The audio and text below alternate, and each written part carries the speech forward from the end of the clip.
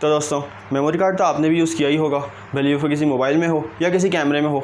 लेकिन क्या आप जानते हैं कि मेमोरी कार्ड कितने टाइप्स के होते हैं और जो उसमें बहुत छोटी छोटी जो चीज़ें लिखी रहती हैं जिस पर हम कई बार ध्यान देते भी नहीं हैं, वो कितनी इंपॉर्टेंट होती हैं। तो आज हम इसी के बारे में बात करेंगे। तो नमस्कार दोस्तों, मेरा नाम है ध्वज शर्मा, आप देख रहे हैं द ऑस्कर्स वर्ल्ड। तो चलिए हम वीडियो शुरू करते हैं।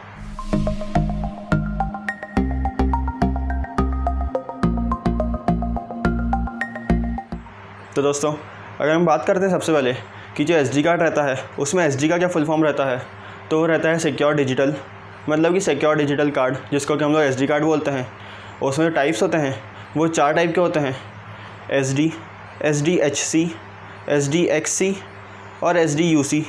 जिसमें क्या हम लोग बात करते हैं कि हम लोग नॉर्मली कौन सी यूज़ करते हैं, तो वो 3 टाइप के रहते हैं, SD, SDHC और SDXC।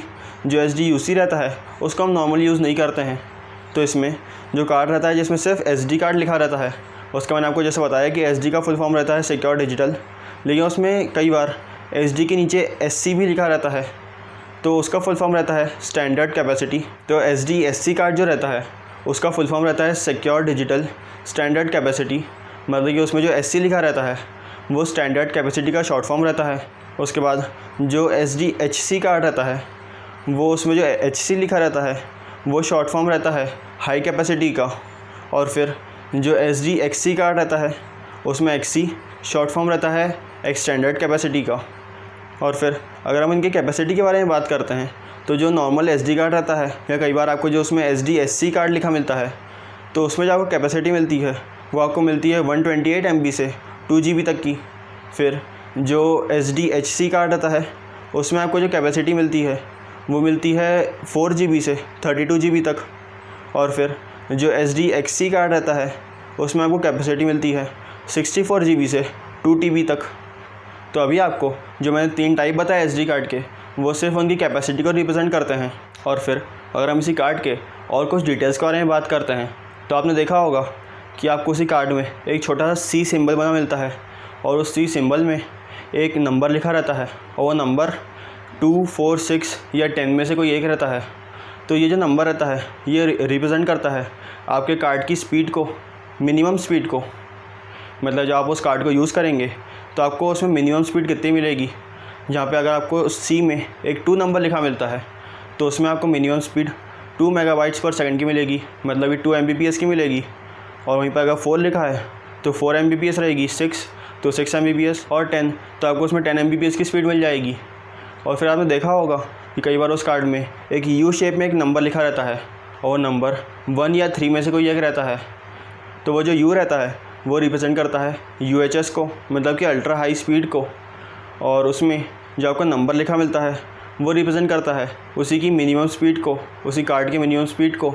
मतलब अगर आपके पास एक कार्ड है जिस पे U के अंदर 1 लिखा हुआ है, तो उसमें आपको जो मिनिमम स्पीड मिलेगी कार्ड की वो आपको मिलेगी 10 Mbps। और अगर आपके पास एक कार्ड है जिस पे U3 लिखा हुआ है, तो उसमें जो आपको मिनिमम स्पीड मिलेगी वो रहेगी 30 Mbps। और फिर हम लोग बात करते हैं एक और ऐसी सिंबल की जो कि है V। तो आपने देखा होगा कि आपको उसी V के साथ कुछ नंबर्स मिलते हैं, जैसे कि 30, 60 या 90, या आपको कोई और नंबर भी मिल सकता है। तो ये V सिंबल रहता है ये रिप्रेजेंट करता है वीडियो स्पीड क्लास को। मतलब जब आप कोई वीडियो रिकॉर्ड कर रहे होंगे और वो वीडियो अगर उस SD कार्ड में स्टोर हो रहा है, तो उसमें आपको स्पीड मिलेगी वीडियो रिकॉर्डिंग करते वक्त वो आपको 60 Mbps मिल जाएगी एक V60 कार्ड में। और अगर आपके पास एक V90 कार्ड है तो आपको उसमें 90 Mbps की स्पीड मिल जाएगी। और फिर अगर हम एक और ऐसे सिंबल के बारे में बात करते हैं, तो वो आपने देखा होगा कि एक A लिखा रहता है और साथ में 1 या 2 लिखा रहता है। तो उसकी डिटेल्स आप आपकी स्क्रीन पे देख सकते हैं। तो उसमें जो IOPS लिखा रहता है उसका फुल फॉर्म रहता है इनपुट आउटपुट एक्सेस पर सेकंड। और ये आपको ध्यान देना चाहिए जब आपके पास एक हैवी गेम या कोई हैवी ऐप आप आपके SD कार्ड में स्टोर कर रहे हैं, तो आपको उस हिसाब से A2 कार्ड लेना चाहिए। और अगर आप कोई नॉर्मल ऐप या गेम आपके SD कार्ड में स्टोर कर रहे हैं तो वो A1 कार्ड में भी चल जाएगा। और ये आपको इसलिए ध्यान देना चाहिए क्योंकि इस चीज़ से आपके गेम के परफॉर्मेंस या आपके ऐप के परफॉर्मेंस पे फ़र्क पड़ता है।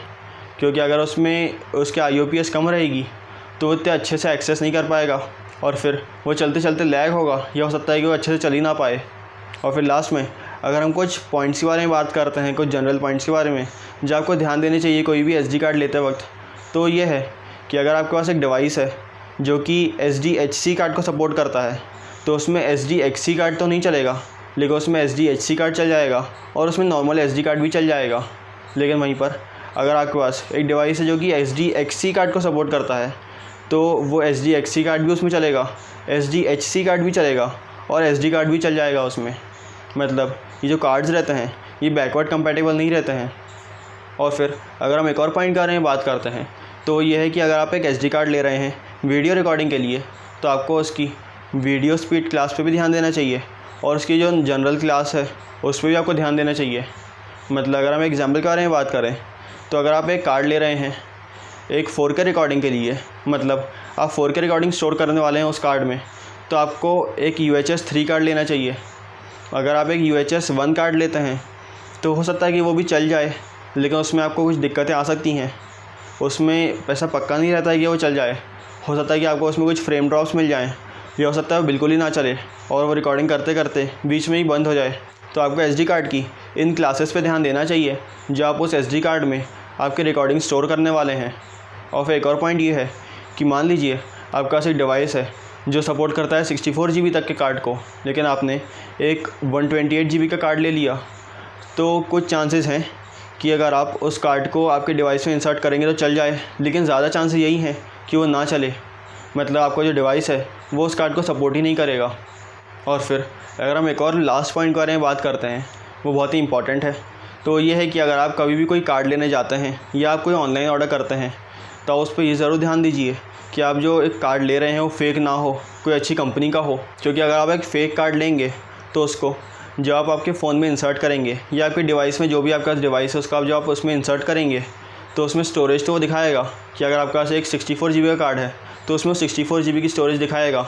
उसमें जब आप कुछ कॉपी करेंगे तो कॉपी भी हो जाएगा, लेकिन जब आप उसको निकाल के कभी और वापस उसमें लगाएंगे तो वो चीज़ उसमें नहीं रहेगी और आपको फिर से वो पूरा ब्लैंक दिखाई देगा। तो इसलिए जब आप कोई कार्ड लें तो कोई अच्छी कंपनी का कार्ड लें और जितनी आपको मैंने सब चीज़ें बताई उन सब चीज़ों का ध्यान रखते हुए वो कार्ड लें। और अगर आप कोई अच्छी कंपनी का कार्ड ले भी रहे हैं तो भी उसको 3 साल या 4 साल चलाइए, उसको बहुत लंबे समय तक मत चलाइए, क्योंकि उसकी भी एक लाइफ स्पैन होती है और कुछ समय के बाद ऐसा हो सकता है कि वो एकदम से करप्ट हो जाए। आप कहीं बाहर से कोई फ़ोटो खींच के लाएँ या आपने कोई वीडियो रिकॉर्डिंग करी, उसको जब आप अपने लैपटॉप में या कंप्यूटर में उसको प्ले करके देखें तो वो आपको दिखाई ना दे और आपको फिर बाद में पता चले कि वो कार्ड तो करप्ट हो गया है। तो इसलिए आप इस पर भी ध्यान दें कि आप जो कार्ड यूज़ कर रहे हैं वो अच्छी कंपनी का तो है, लेकिन उसका आप एक लिमिट में यूज़ कर रहे हैं। मतलब आपने उसको 3-4 साल यूज़ किया, उसका आपने उसको रिप्लेस कर दिया, वरना क्या मालूम हो सकता है वो करप्ट हो जाए या एकदम से चलना बंद हो जाए। तो दोस्तों ये थे कुछ पॉइंट्स SD कार्ड के बारे में जो मुझे लगा इंपॉर्टेंट है और मुझे आपको बताने चाहिए। तो बस दोस्तों फ़िलहाल इस वीडियो में सिर्फ इतना ही। और अगर आपको वीडियो अच्छा लगा हो तो आप इसे लाइक और शेयर ज़रूर करें, साथ में मेरे चैनल को सब्सक्राइब कर लें।